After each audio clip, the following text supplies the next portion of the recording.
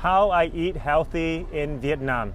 This is a pressing question because a lot of people who travel to Asia or to Vietnam, they're very concerned about the food as well as the water. How safe is it?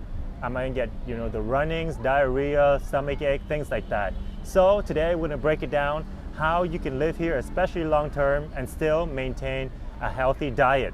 Number one is try to eat as much whole food as possible. What that means is you're gonna go buy an apple, a banana, or a piece of vegetable that you can see it. That's why it's called whole food. It's not being cut up and processed and added a bunch of ingredients or sitting on a shelf. So you wanna buy the whole dragon fruit, a whole orange, cut it up and eat it. And that's the best way to consume your food. Because this is the cleanest way. You know that it's not fried or there's no other chemical added to it to preserve the meat. Also be aware that any fruits or vegetable you buy, try to get those with a peel on it that you peel off and consume rather than eating it directly, like an apple or grapes. Because there are certain fruits you don't know that people spray with chemicals or fertilizer or something like that to avoid the bugs from eating and ruin the fruits. So you want to get something with peels like orange or banana, dragon fruit. Research the different food that is good for you, that is healthy, that has the vitamins and nutrition that you need, and then keep eating them. So that's the second thing. Always try to eat the same food.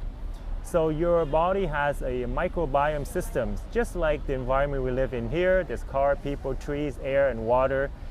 Your stomach has the same type of community in there. And if you eat the same food every single day, it's gonna help your digestive system to break down those food and take the nutrition and feed it to your body. If you try to eat all types of different food, like fried food, seafood, fresh food, vegetarian, you're always changing it up, then your body don't know what to do with all that food. It's always got to be adjusting and adapting to the food you're putting in. So as much as you can, find some food that is delicious, that you love eating, that's good for your body, and then repeat it. Eat that same food 4, 5, 6 times a week. It saves you time to think about what to go out and buy, but also it's good for your stomach because it recognizes the food you're putting in every single day. Of course, you can always change this if it gets boring every few weeks or few months. You don't have to eat it forever, but for the period given, try to stick to as much similar food as you can to help your body digest it. Number 3 is water. I'm very gung-ho about water because this is one of the things that you consume every single day. Especially here in Vietnam, it gets really hot and humid. If you're outside a lot, you can be sweating, so it's always good to have some bottled water with you. The tap water, not so much. Same with anything that has ice in it. I have friends that travel to Vietnam, they get diarrhea, they get sick and things like that because they consume what they think is healthy, which is like a fruit smoothie, and then there's ice in it and you don't know what that ice has been through before it went to your cup, so then they get a stomach ache drinking a smoothie. So you always got to be aware of anything that has water or ice. Try to get these bottled water, especially the one that has the number 1 at the bottom with the PET on it. This is basically the highest grade of plastic that is safe for you to consume. But whenever you can, try to get glass bottles, even better. Some brand like La Vie or Acapana would have a glass bottle, and those are the best because no microplastic will seep into your water. And especially you're consuming 2, 3, or even 4 liter water a day, I think it's good to feed your body with the highest, best quality grade water you can. Now it can get expensive. 1 liter of very high quality spring water can cost you $3, $4. So if you want to save money, you can buy a reverse osmosis filtration system for your home, especially if you're living here long term. Filter that water. You want to be extra safe. You can cook it up as well to kill any bacteria, and then you should be good to go to drink or even cook with that water as well. Okay, so number 4 is food here is quite cheap, as well as delivery of food because they have so many labor market. A lot of men here drive Grab, Bee, or VM, Sun, like these types of scooter and delivering companies. So not only do they take packages and people, but as well as delivering food, just like we have Uber or DoorDash, whatever it is in the West. So because there's so many guys here driving these scooters around, it really cost efficient to deliver food to you, and it's fast. because a motor scooter can weave through traffic.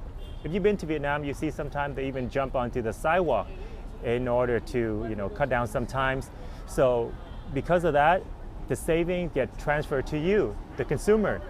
They don't waste a lot of time or gasoline being in traffic.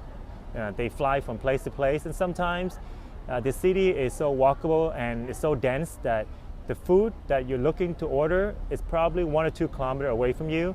And oftentimes there's already a Grab or a B guy standing right there. So if you order something, he'll see it, he'll click it, accept it, and within a flash, he'll be at your house with your food. So, sometimes that surprises me quite a bit too. You're not even ready for the food and it's at your door already.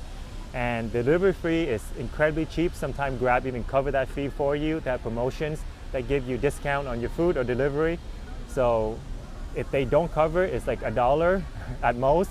And if they do cover it, then it can be like a few cents for the delivery charge. And oftentimes you don't have to even tip that much. 25 cents, 50 cents is quite a bit already here in Vietnam. So that's like 10 or 15K. If you tip anything like 20, 30K, then you're absolutely balling if you're ordering Grab bike food.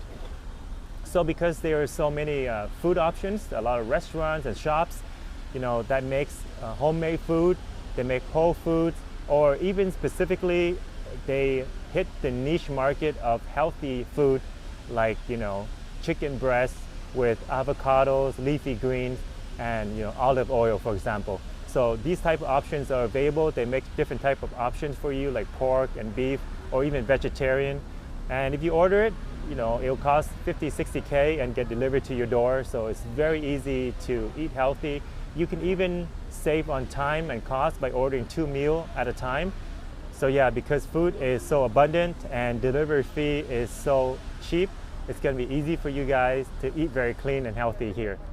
So number 5, you have to observe the vendors and how they make your food every time you go out and grab, street food, or even at like a mom and pop shop, a small restaurant.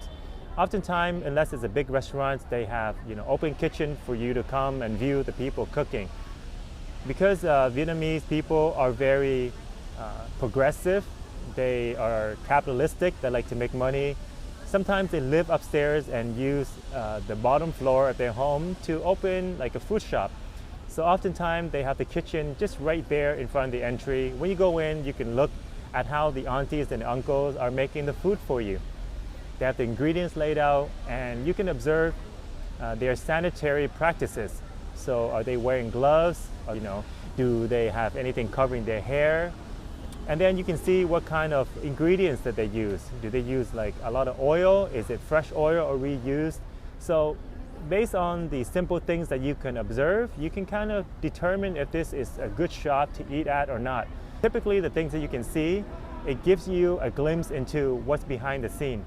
So just go in and try to observe as much as you can, especially if you live here and you're in a neighborhood and you're always going to be eating at that shop anyways. It's good to get to know the people running it and how exactly are they cooking your food and preparing the ingredients.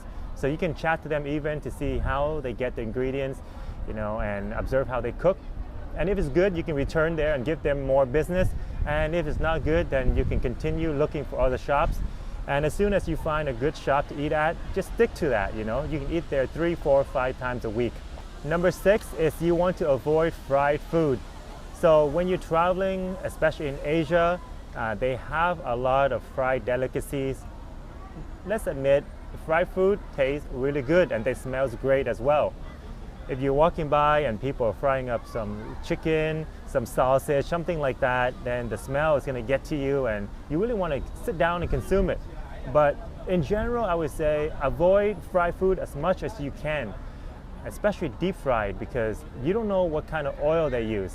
And because the food is so cheap, especially street food, they're not going to use the highest grade of oil. They're going to try to save their costs by buying the cheapest oil or even sometimes reusing them. Sometimes you can see the color of the oil change from that golden yellow to like a murky brown color.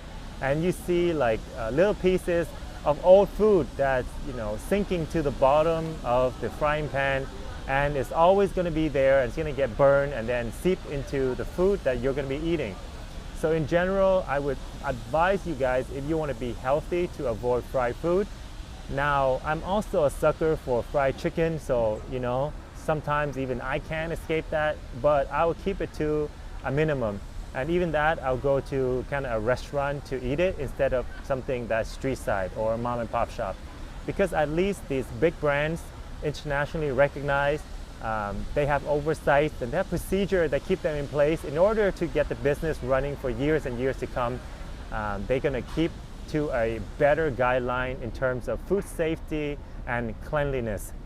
Number 7, a lot of people say when you travel to look at what the locals eat, and that's usually a good sign to tell you what you should eat yourself. However, that's not always the case, because just because the local eat that food, it doesn't mean that it's the best quality.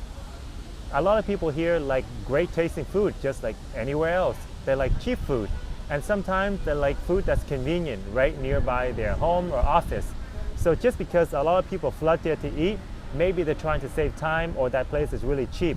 It does not mean that that is the most healthy food for you. It could taste good, but it doesn't mean that it's clean or nutritious. So do the practices that I've told you above. Try to avoid fried food, observe how things are cooked, and if the people cooking your food or preparing the items are sanitary, wearing gloves, are they touching the cleaning towels and the money and then touching your food directly? Sometimes people making banh mi, they'll just touch the banh mi, they'll touch the money, and then they'll give you change, and then they'll touch the meat and the vegetable to put it in, and then you consume all this. So if you're here for vacation, you're eating it once or twice, it's fine. But if you're living here for the long run, then you can see how this can become a very big problem in the long run. So what do you guys think of all the items that I've listed for tips of staying healthy and eating well out here in Vietnam or in Asia in general? What other tips can you give the rest of our community so that we can live long, healthy life while traveling and living here in Vietnam and Southeast Asia in general? Thank you so much, and I'll see you guys in the next video from Saigon, Vietnam.